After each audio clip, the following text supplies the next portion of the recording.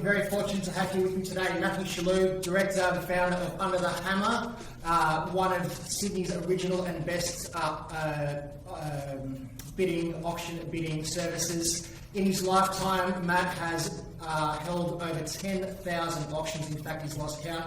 And he's going to share a bit of his wisdom with us today about the very best bidding strategies that he's seen. So, Matt, tell us, you're probably running about, 8-10 auctions a week. What do you see as being some of those really good winning strategies that you see time and time again? Look, everyone has a different strategy, so you meet buyers quite often, and it's quite interesting to observe from the outsider's point of view, I guess. Mm-hmm. I think the first thing that every buyer needs to take into consideration when they're bidding at auction is they need to effectively probably have two limits. Yeah. The first limit is the ideal budget that they'd like to buy the property within. Yeah. But then often the emotion of competing and the desire to purchase a property may have to get the better of them. Yeah. So I always suggest set a second limit, and that second limit is to say, well, no matter what happens, I won't go above that particular point. Yeah. So you go into your auction very well prepared. Yeah. And what it says to the buyer from the emotional perspective is that you've done your calculations beforehand, and it says, great, whatever happens from here, if I get it, fantastic. If I miss out, well, it was above my second limit, I just physically couldn't do it. Okay. You've got to remember that you can't outdo someone who has more money than you.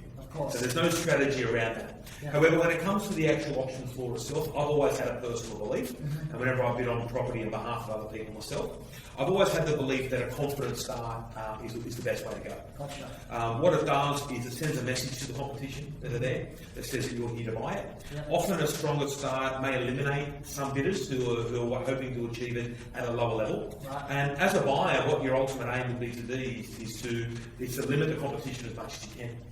Now, some people have the belief that they will sit back until the very end when it's about to sell, and they'll come in at the very, very end, and that may work for you sometimes.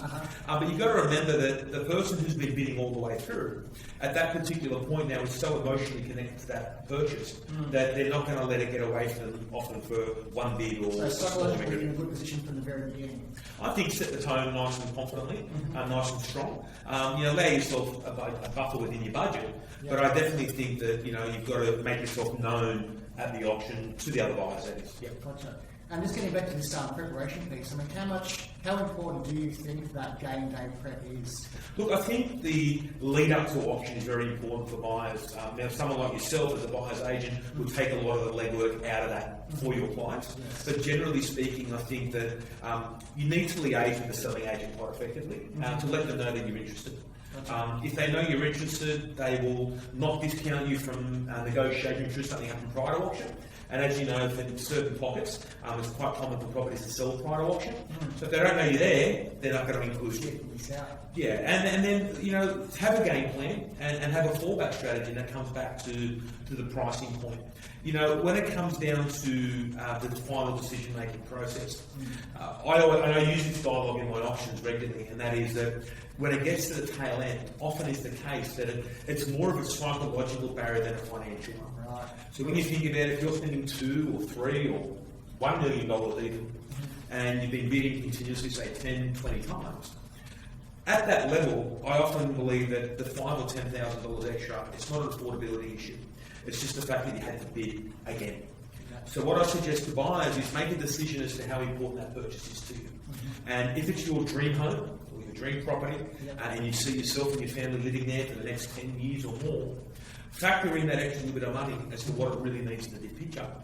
Because we know in the Australian property market, particularly Sydney, that longevity means growth.